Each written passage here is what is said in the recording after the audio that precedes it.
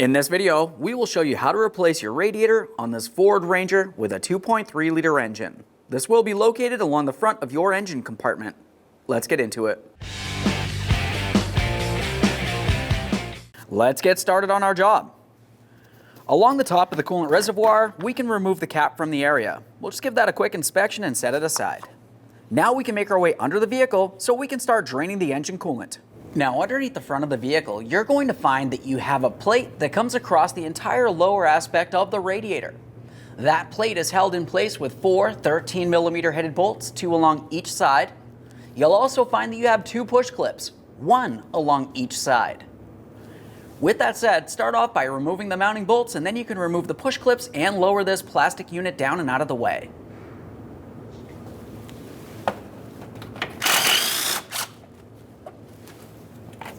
Inspect your mounting hardware as you remove it. Replace it as necessary.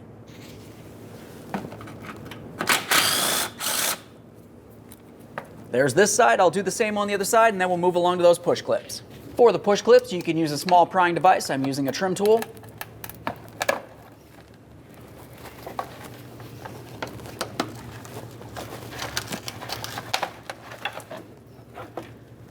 Let's set this aside. Now that we have the plate out of the way, we've exposed the drain for the cooling system. Make sure you have a collection bucket under this area. We'll continue on by turning the plug counterclockwise and wait until we see a steady trickle of fluid coming out of this area into our collection bucket.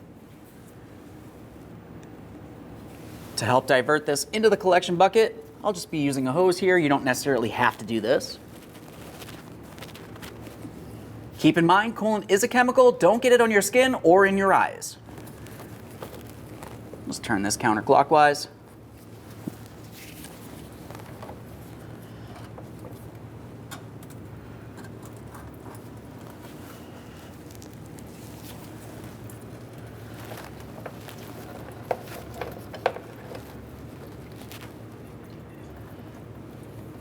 Let's let this drain. Once you feel as though the coolant has drained out of the system, continue on to closing off your drain. Just make sure the petcock's nice and tight.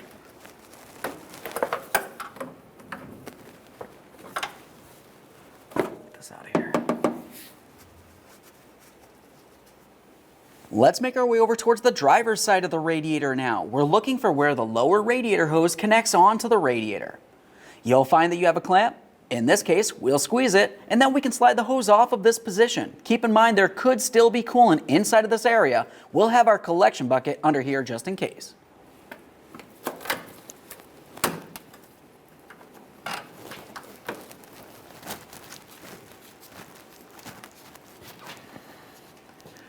Make sure all this coolant makes its way into the bucket.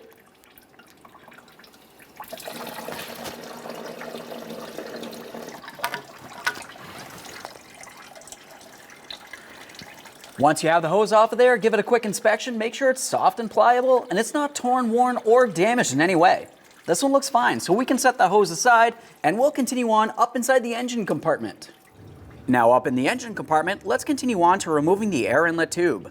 You're going to find that it has a cover over this area here. We'll remove these 2 small bolts and the cover.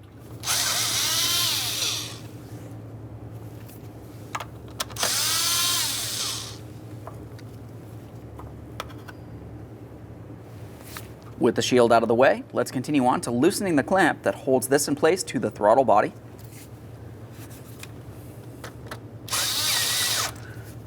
You can use an 8mm or a flathead screwdriver for this clamp.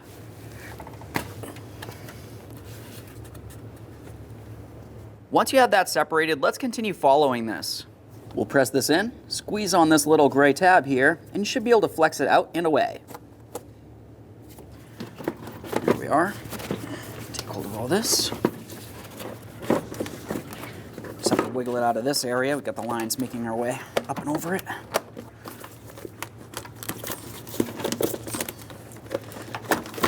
There we are. Let's set this aside. Let's move along to dislodging the power steering reservoir. You'll find that this is held in place with 3 8mm headed bolts. Once we have those removed, we're simply dislodging this and setting it aside. You want to be careful not to spill out the fluid. We'll start with the hardest one here.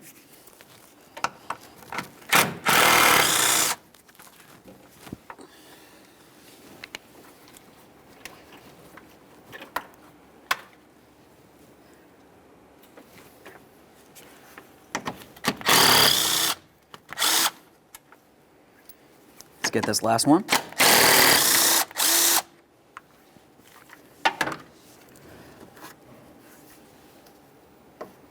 Now we can start paying attention to the corner of the radiator. We have the area where the hose goes all the way over to our reservoir. Go ahead and squeeze on that clamp and remove the hose from the radiator.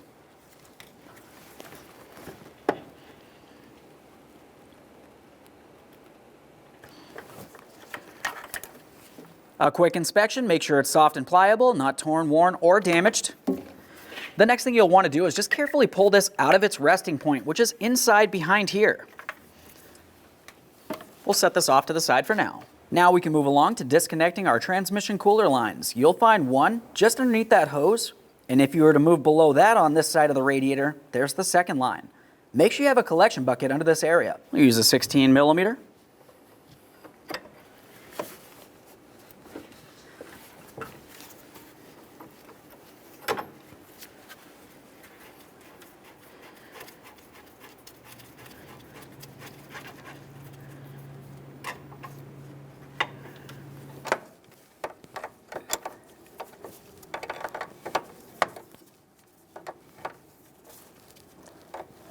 Let's set this aside.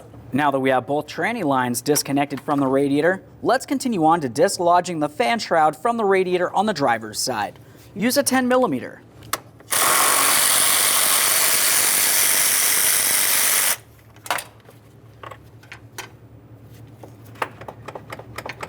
Pause on this side, make your way over towards the passenger side. Let's remove our fan shroud bolt.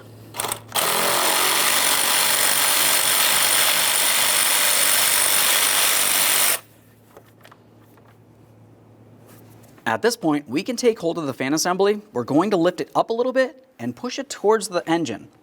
We don't have to fully remove the assembly, we just want to remove it from the area so we can dislodge the radiator and remove that from the vehicle. There we are. Now we can continue on to dislodging the upper radiator hose from the radiator. Squeeze the clamp and remove the hose.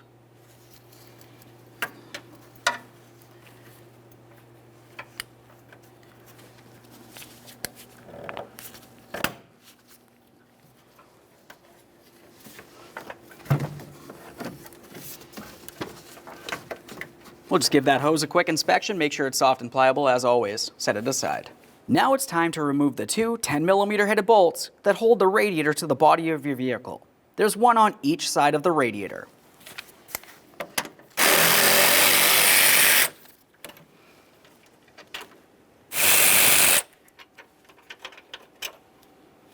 At this point, we can take hold of the radiator. We'll start pulling it away from the body of the vehicle along the top. While doing so, we can start pulling this up. What you're going to find is along the passenger side, there is an area that could potentially get caught on the AC lines. Be extremely careful not to cause any damage on those AC lines while you continue.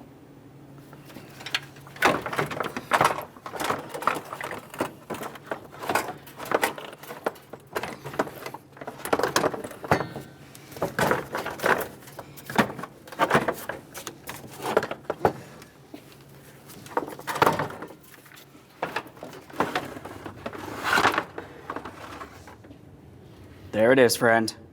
Now that we have the original radiator out of the vehicle, we're going to continue on by removing this upper portion.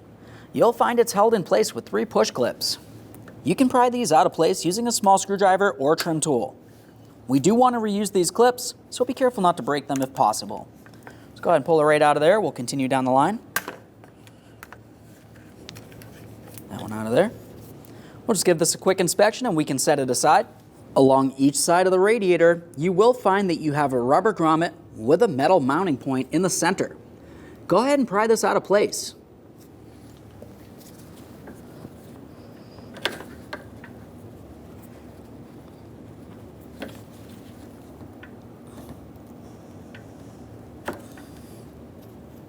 Just give it a quick inspection, do the same to the other one. Okay, let's prepare our brand new radiator for installation. We'll take our 2 upper mounts and put them in place.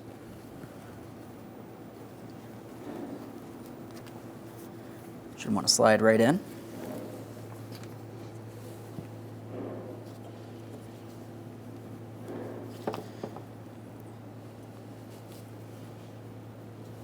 Let's continue on to this piece.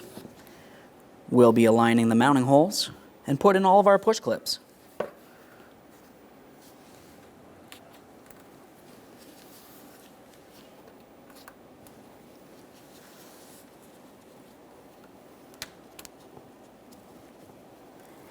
Let's get this in the vehicle.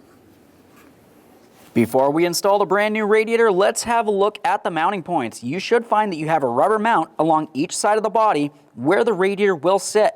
Double check to make sure the rubber is still intact and in place. Okay, let's prepare to install our brand new radiator. Carefully take this and put it in place, paying attention to all of the cooling fins on the radiator and your AC condenser.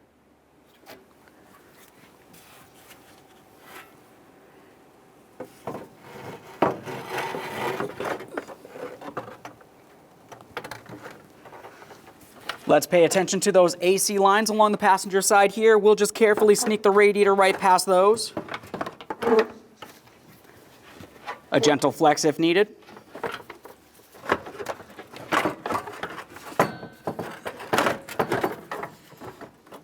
Let's carefully start sliding this down into the proper position.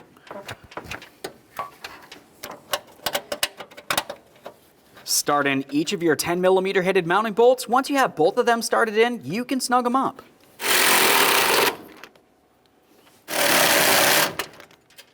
Just make sure these are nice and snug. Double check that radiator to make sure it's completely secured in place. Now let's pay attention to the areas where the fan shroud will mount. Up along the top is where the two mounting bolts will go. You have one on each side. In your kit, you should find that it came with those locking clips that need to slide into place here so we can put in the mounting bolts. We'll take these and put them in position so we have the threaded area on the inboard side. Do the same on the other side of the radiator. At this point, let's take hold of that fan shroud and we'll start putting this in place.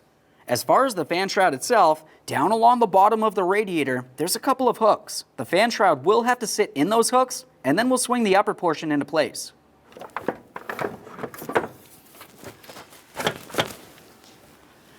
Now that I feel like I have it pressed in there, I'm going to grab down along the bottom and double check to make sure it feels like it's inside of each of those two hooked areas. Once you've confirmed that, you can continue on with your upper mounting bolts. We'll start those in and snug those up as well.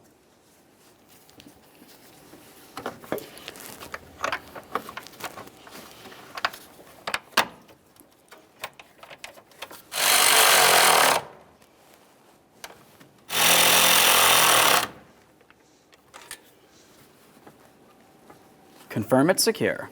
Let's get our upper radiator hose in place. Slide that in as far as you can on the radiator. Once you've done so, continue on reinstalling your clamp. Be careful with these spring clamps.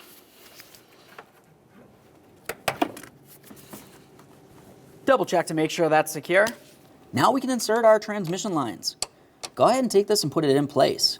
We'll have to wiggle it in, and then you should start it in by hand. Go ahead and bottom it out, and then make sure it's nice and snug.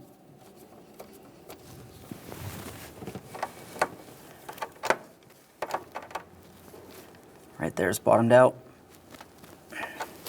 Go ahead and give that a wiggle, double check to make sure it's secure. Now that we've completed the lower line, let's make our way up to the upper line here. Same process, start it in by hand and snug it up.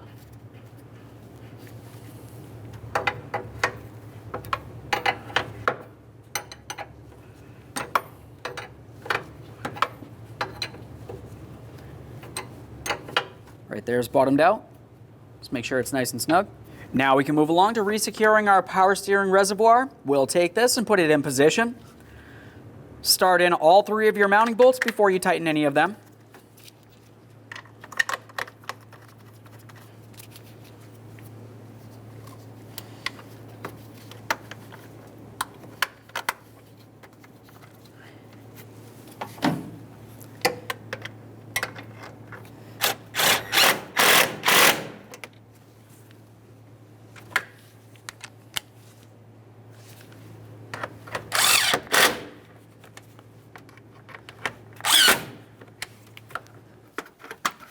Let's move along to the overflow hose. We'll take this and slide it into position. Squeeze that clamp and slide it in place onto the radiator.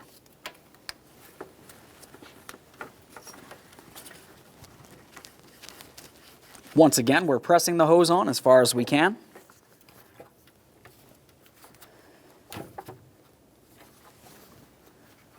Double check to make sure it's completely secured. Now it's time for the air filter housing and air inlet tube. We'll be taking the housing and we'll slide it down into place first. Just have to come in at an angle around these AC lines. Just flex everything as needed.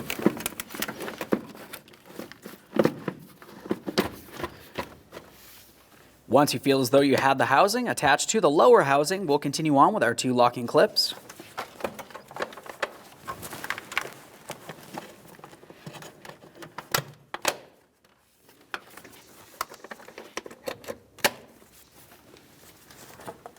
Let's attach this. Press it in, listen for a click, give it a tug, make sure it's secured. We'll attach this to the throttle body. Tighten your 8mm headed clamp. Take hold of that, make sure it's nice and tight. You don't want any dirty or unmetered air making its way into the engine. That can cause a serious issue. Safely make your way under the vehicle. Along the passenger side bottom of the radiator is where the drain plug would be located. We want to make sure it's nice and tight. Use a 19mm wrench for this. Keep in mind you are only screwing plastic into plastic and we don't want to strip it out. We just need to make sure it makes a solid seal and we will not have any leaks. Once you've done so, let's make our way across to the other side of the radiator and reconnect our lower radiator hose. Now since our clamp was broken, I'm going to be using a regular old hose clamp. We'll just go ahead and slide this hose into place and tighten the clamp.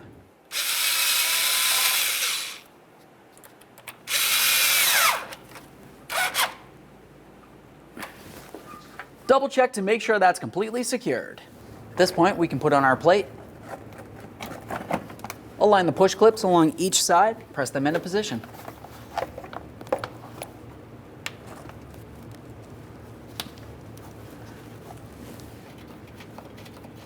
Now we can install our 4 mounting bolts, 2 on each side.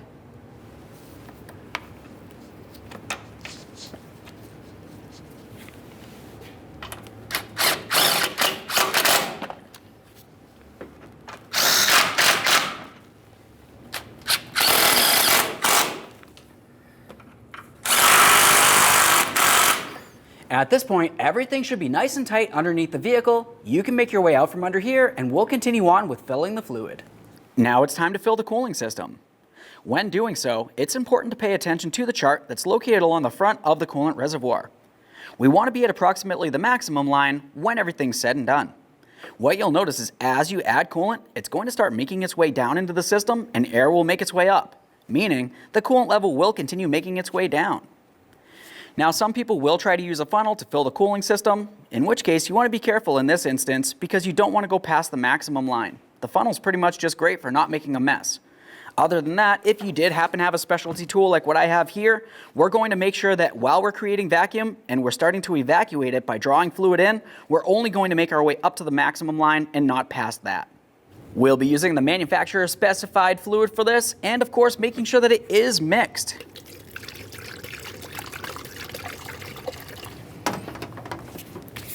At this point, I'll get my tool set up.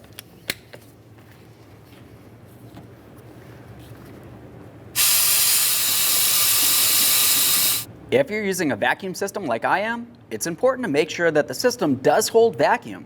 We'll just watch this gauge right here and make sure it doesn't drop down into the yellow, or worse, into the red. Now, assuming that hasn't moved into the yellow or into the red, we'll continue on adding coolant.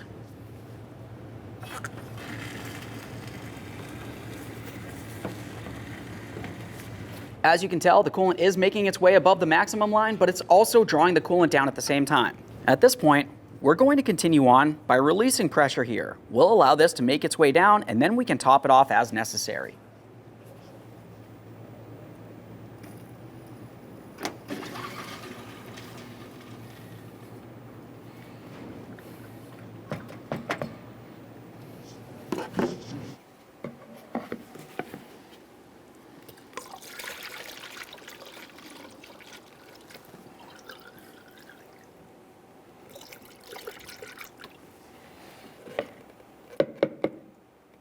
Okay, the next thing you want to do is hop in the passenger compartment. Start up your vehicle and let it run for a little while.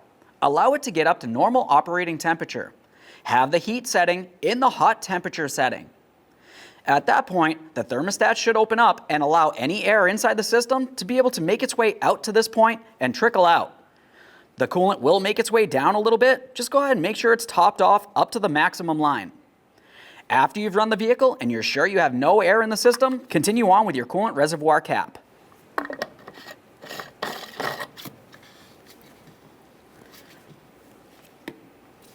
Okay friends, we've got our vehicle back together. At this point, you want to go ahead and clean up your mess. Check for leaks, and then take your vehicle for a road test. Thanks for watching. When only the best will do, demand TRQ. The only company that lets you view before you do. TRQ is committed to offering the highest quality aftermarket auto parts that are engineered for peace of mind. Thanks for using and viewing with TRQ.